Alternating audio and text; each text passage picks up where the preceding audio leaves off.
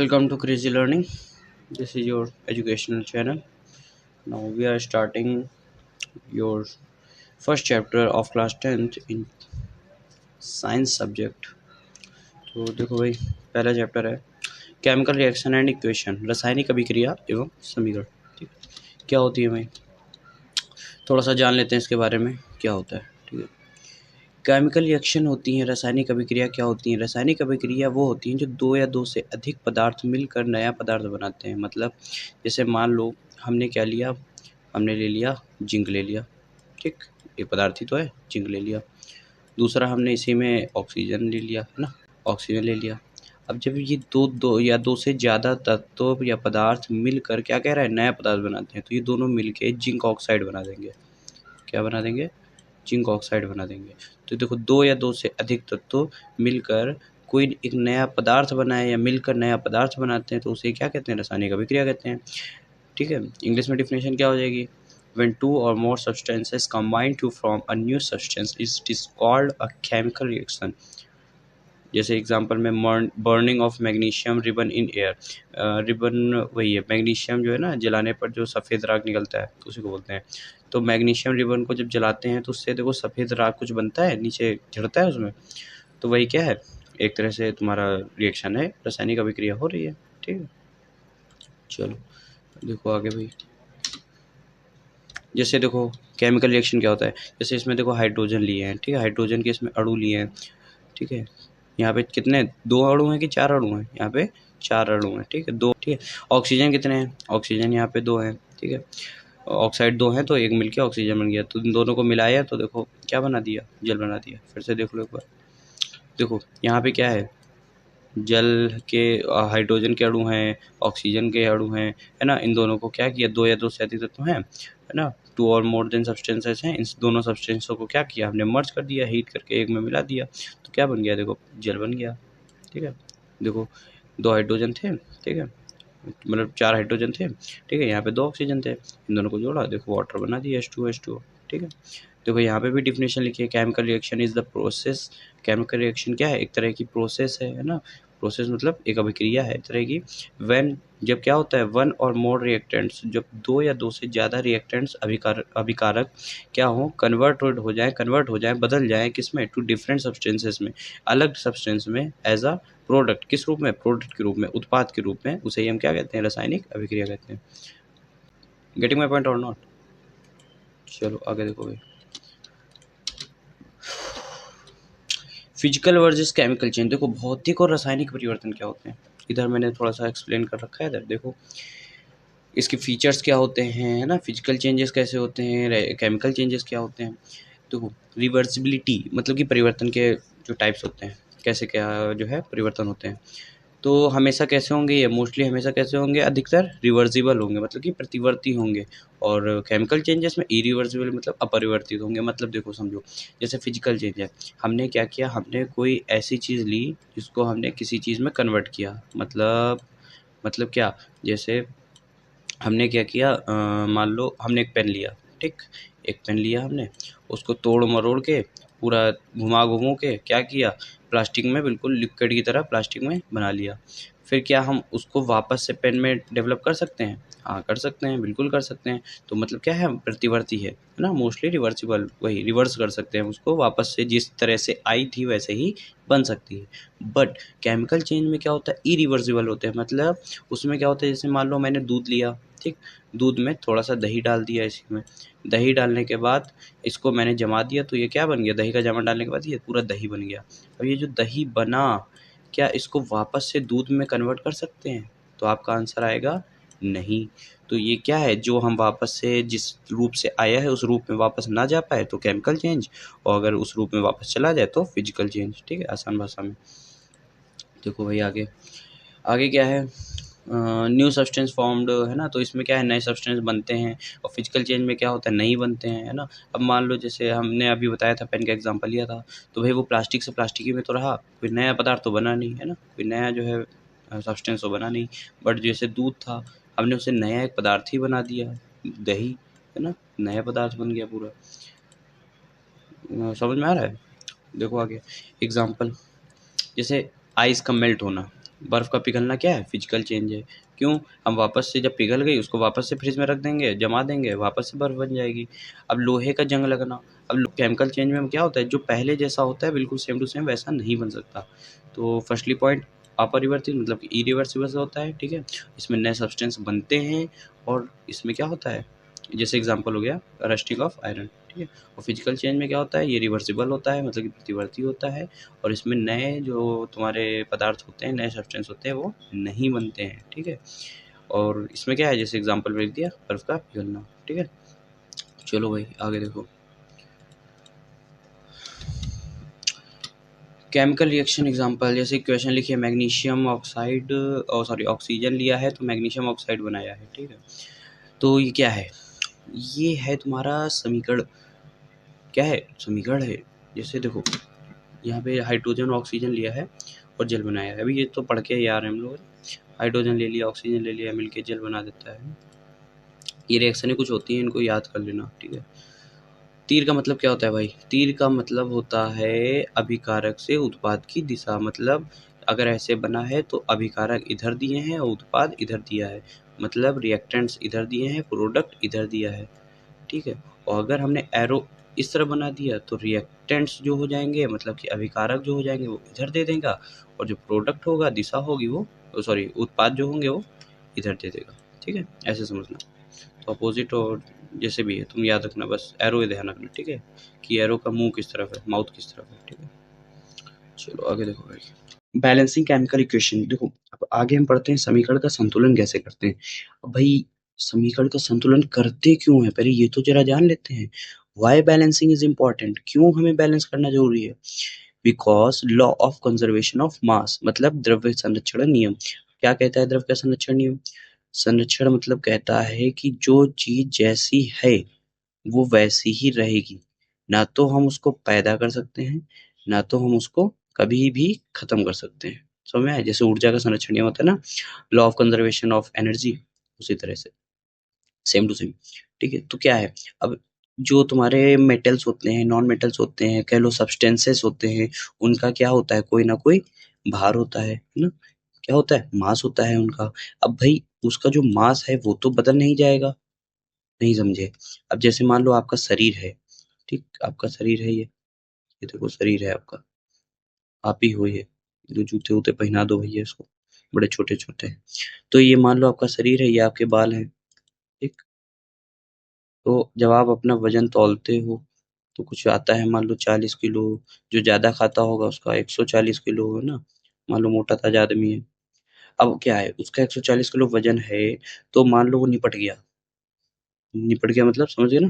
बेचारा गया, खत्म, कहानी उसकी खत्म हो गई। तो क्या उसका वजन जो है कम हो जाएगा? नहीं, ये तत्व जुड़ जाते हैं इस वजह से। फिलहाल जो मैं समझाना चाह रहा हूँ, किसी भी ऑब्जेक्ट का या किसी भी वस्तु का जो मास होगा, मास मतलब द्रव्यमान होगा, वो कभी भी चेंज नहीं होगा। उसको दूसरे रूप में हम चेंज कर सकते हैं। मान लो इसको पीट-पीट के चपटा बना दिया, लेकिन इसका जो भार होगा वो जैसे है वैसे ही रहेगा। अगर इससे कोई भी वस्तु या कोई भी टुकड़ा काट के अलग नहीं किया गया है तो। ठीक, समझ में आया? आगे देखो, स्टेप बाय स्टेप समझो। अब इसका बैलेंसिंग करते कैसे हैं, हमेशा याद रखो। पहले हम क्या करेंगे, एटम को काउंट करेंगे, ठीक है? हर एलिमेंट को काउंट करेंगे, ठीक है? फिर क्या करेंगे, एडजस्ट करेंगे कोफिशिएंट्स। कोफिशिएंट मतलब जैसे लिखा है, जैसे ये जिंगल लिखा है, ठीक है? तो इसके आगे जो नंबर होता है उसी को जो है कोफिशिएंट बोलते हैं, गुणांक बोलते हैं। आपने मैथ में पढ़ा होगा, सेकंड चैप्टर में सॉरी, हाँ पॉलिनोमियल में पढ़ा होगा है ना, गुणांक। तो ये आगे जो नंबर लिखा होता है उसी को हम क्या बोलते हैं, गुणांक बोलते हैं, ठीक है? इंग्लिश में कोफिशिएंट बोलते हैं। सही होगा, अरे ठीक है। चलो आगे देखो भाई क्या करना है। Writing chemical equations, chemical equations को लिखते कैसे? How to write word versus chemical equations.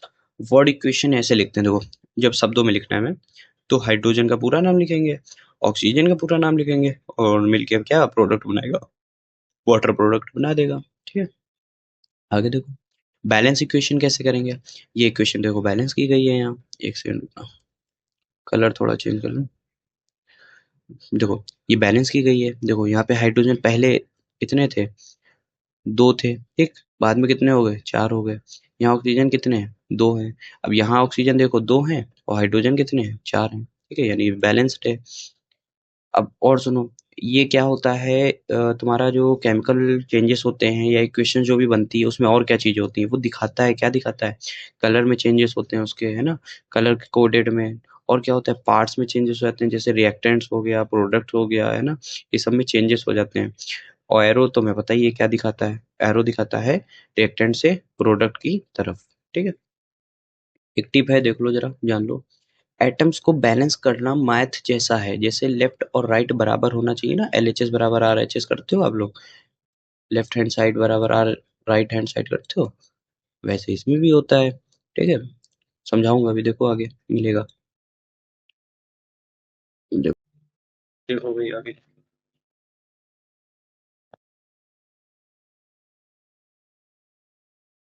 Types of chemical reaction, रासायनिक अभिक्रिया के प्रकार। अब इसके बारे में थोड़ा जान लेते हैं। देखो भाई, इसमें हम पढ़ते हैं थोड़ा ध्यान से। 5 रिएक्शन है, ठीक है? कॉम्बिनेशन रिएक्शन है, और डिकम्पोजिशन है, डिस्प्लेसमेंट है, डबल डिस्प्लेसमेंट है, ऑक्सीडेशन एंड रिडक्शन है। देखो भाई, कॉम्बिनेशन रिएक्शन में क्या होता है? कॉम्बिनेशन में होता है कंबाइन करना। कॉम्बिनेशन में मतलब कंबाइन करना, यानी कि योग कर देना, संयोग कर देना। इसी का दूसरा नाम होता है संयोजन अभिक्रिया हिंदी में, ठीक है? देखो, जैसे कैल्शियम ऑक्साइड है, ठीक है? और जल ले लिया हमने, तो क्या बना दिया? कैल्शियम हाइड्रोक्साइड, कैल्शियम हाइड्रोक्साइड बना दिया। लाइमस्टोन लिया था इसने, ठीक है? यहाँ पे जो है बिना बुझा हुआ चूना लिया था, यहाँ पे बुझा हुआ चूना बन के तैयार है। अब देखो, यहाँ पे दो यौगिक थे, है ना? दो सब्सटेंस थे। अब दोनों सब्सटेंस को इसने मर्ज करके एक कंबाइंड सब्सटेंस बना दिया, जिसको हम बोलते हैं प्रोडक्ट। यानी कि प्रोडक्ट में एक ही बनाता है ये प्रोडक्ट, यानी कि क्या है, इसी को हम बोलते हैं कॉम्बिनेशन रिएक्शन। आगे देखो, डिकम्पोजिशन रिएक्शन क्या होती है? अपघटन अभिक्रिया बोलते हैं इसको। यानी डिकम्पोजिट हो रहा है, यानी कम हो रहा है या फिर घट रहा है या बट रहा है ना। डिकम्पोजिशन मतलब होता है टूटना, इसकी पोजीशन टूट जाए, पोजीशन जिसकी टूट जाए, यानी कि अपघटन, यानी कि जो घट जाए ऊपर से, ठीक है? तो देखो देखो, मरकरी ऑक्साइड है, ठीक है? मरकरी ऑक्साइड था, इसको लिखा नहीं है यहाँ पे, हम हीट करते हैं। जब हीट करते हैं तो क्या होता है, मरकरी अलग हो जाता है और ऑक्सीजन अलग दे देता है, तो दो टुकड़ों में अलग अलग बढ़ गया, ठीक है? आगे देखो भाई, डिस्प्लेसमेंट। डिस्प्लेसमेंट यानी कि प्लेस जिसका क्या हो जाए, डिस्प्लेस हो जाए, यानी कि चेंज हो जाए, ठीक है? जैसे कि उसकी स्थान जो है वो अपना चेंज कर ले, विस्थापन हो जाए, तो उसे ही विस्थापन अभिक्रिया बोलते हैं, लिखा नहीं है। डिस्प्लेसमेंट अभिक्रिया बोलते हैं, ठीक है? डिस्प्लेसमेंट रिएक्शन बोलते हैं। जैसे देखो, यहाँ पे एक मेटल है जिंक, ठीक है? यहाँ पे कॉपर सल्फेट है, ठीक है? देखो, तो यहाँ पे क्या करेगा, जिंक सल्फेट बना लेगा और ये जो कॉपर है बेचारा अकेले रह जाएगा, यानी जिंक वाला जो है अपना सल्फर लेके, सॉरी सल्फेट लेके अलग चला जाएगा और कॉपर बेचारा अकेला घूमेगा, ठीक है? फैमिली ने इसको बाहर निकाल दिया, टहल रहा है। यानी कि क्या है, बस ये याद रखना है आपको, क्या है, प्लेस का चेंजिंग हो जाती है, प्लेस चेंज हो जाता है, उसी को डिस्प्लेसमेंट विस्थापन अभिक्रिया बोलते हैं, ठीक है? डबल डिस्प्लेसमेंट में देखो क्या होता है, अभी हमने डिस्प्लेसमेंट पढ़ा। डबल मतलब क्या है, दोनों के साथ होगा, कोई ना कोई सब्सटेंस ऐड होगा, दोनों के आपस में क्या हो जाएगा, इंटरचेंज हो जाएंगे रिएक्शन, ठीक है? सब्सटेंस क्या हो जाएंगे, इंटरचेंज हो जाएंगे, मतलब कि जैसे सोडियम दे रखा है और यहाँ पे क्या है, बेरियम दे रखा है, सल्फेट है, क्लोरीन है। अब क्या होगा, ये क्लोरीन चला जाएगा सोडियम के साथ तो बना देगा सोडियम क्लोराइड, और ये जो सल्फेट है ये बेरियम के साथ चला जाएगा तो बेरियम सल्फेट बना देगा। कितना सारा लेते करो, मतलब कि अभी तक इनका शादी इनके साथ हो रखी थी, बढ़िया आराम से रह रहे थे, ये बेरियम क्लोरीन अपने आराम से रह रहे थे। इनकी इनकी लड़ाई हुई, ये चले गए उनकी अपना लेके और ये चले गए इनका लेके, समझ गए ना मतलब? गुड, समझदार बहुत हो तुम। चलो आगे देखो, ऑक्सीडेशन और रिडक्शन क्या होता है? देखो, ऑक्सीडेशन, आगे क्या लिखा है, ओ, यानी कि ऐसे समझ लो जिसमें ऑक्सीजन का क्या हो रहा हो, ऑक्सीजन का एडिशन हो रहा हो, यानी कि ऑक्सीजन जिसमें ऐड हो रहा हो, वही होता है ऑक्सीडेशन। या तो फिर हम ये भी कह सकते हैं, जिसमें हाइड्रोजन क्या लीव हो रहा हो, छोड़ रहा हो हाइड्रोजन, उसको भी हम बोलते हैं ऑक्सीडेशन। रिडक्शन मतलब क्या होता है, जिसमें ऑक्सी इसी का अपोजिट, ऑक्सीडेशन का अपोजिट रिडक्शन होता है, यानी कि जिसमें ऑक्सीजन छोड़ रहा होगा और हाइड्रोजन ऐड हो रहा होगा, उसी को रिडक्शन बोलते हैं, ठीक है? हिंदी में ऑक्सीकरण, अपचयन। इसी को उपचयन भी बोलते हैं ऑक्सीकरण, ठीक है। अपचयन उपचयन पढ़े होते हैं। फेरिक है ना, फेरिक पे 3+ लगा है, मतलब क्या है, जो फेरिक पे इलेक्ट्रॉन है वो निकल चुके हैं, यानी अब इसको नीड हो गई है 3+ की, यानी कि इसके इलेक्ट्रॉन निकल गए हैं, यानी ऑक्सीडेशन हो गया है इसका, ठीक है, इसका ऑक्सीडेशन हो गया। अब कॉपर में क्या है, 2+ आयन क्या है, कम हो गया, मतलब इसको दे दिए गए कॉपर, यानी कि इसके पास चिपक गया के इलेक्ट्रॉन, तो रिडक्शन हो गया, समझे।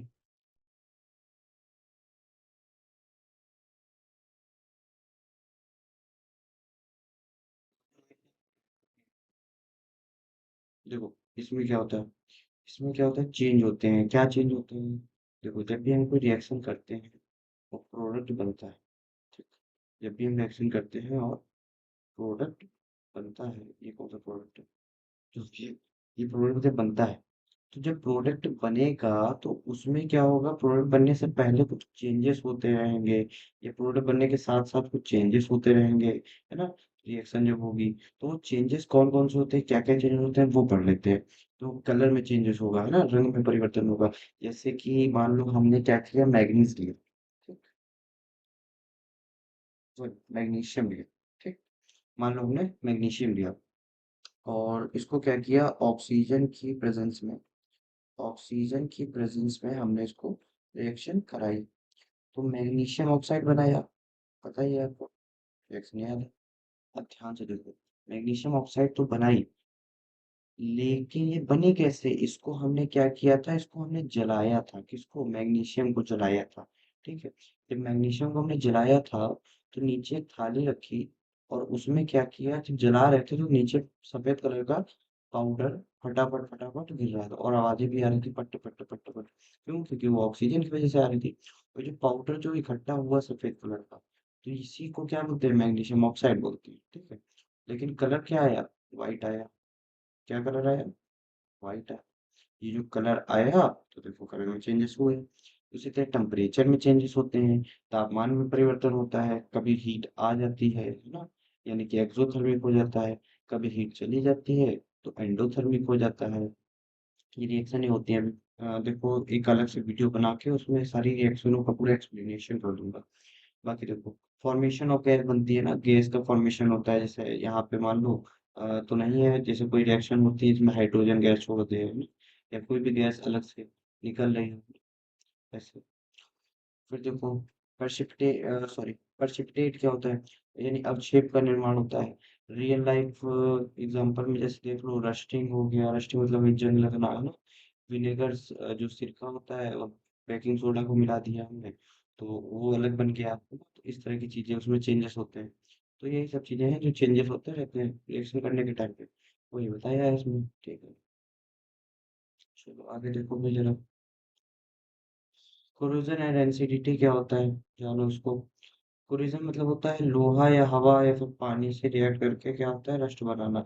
मतलब क्या है, जैसे आयरन है आपका, है, जो आयरन है वो ऐसी हवा के प्रेजेंस में है, तो हवा में क्या है, नमी है, नमी है तो भाई जल के अण होंगे, जल के अण होंगे तो H2O होगा, H2O होगा।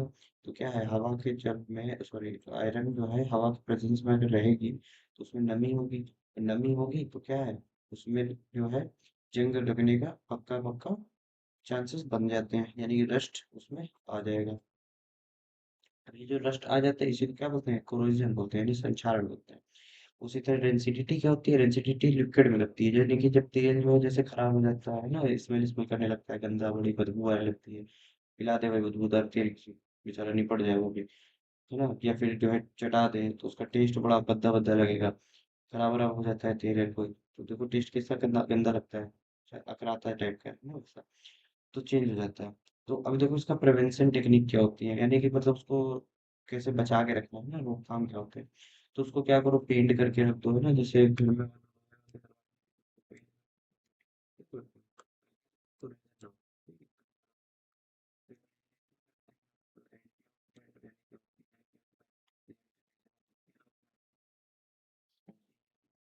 रिएक्शन ना हो उसमें ज्यादा, अलग से जैसे मान लो लेस का एक पैकेट लाया, अब जब नया नया लाते हो तो उसमें देखो गैस भरी होती है, कौन सी गैस होती है उसमें, नाइट्रोजन गैस होती है ना, का काम करता है, समझे, यानी कि उसमें नमी नहीं लगती है और आपके चिप्स बढ़िया अच्छे रहते हैं, कुरकुरे रहते हैं, क्रिस्पी रहते हैं। जब पैकेट आप खाते हो बड़े क्रिस्पी खाते हो। तो यही सब चीज़ें होती हैं, इसीलिए देखो एक्सपायरी डेट होती है, एक्चुअली वो चिप्स की एक्सपायरी डेट नहीं होती, वो गैस की एक्सपायरी डेट होती है कि कब तक गैस उसकी सही से रहेगी उसमें, ठीक है? चलो, आगे देखो। अच्छा, खत्म हो गया? चलो भाई देखो, इतनी वीडियो थी, बाकी कोई दिक्कत हो, कोई भी किसी भी टॉपिक पे डाउट हो, कमेंट कर देना, उस पे फुल एक्सप्लेनेशन वीडियो बनाऊँगा, ठीक है? ये तो चलो ऐसी वन शॉर्ट वीडियो थी, ठीक है? चलो, थैंक यू फॉर वॉचिंग, मिलते हैं नेक्स्ट वीडियो में, बाय।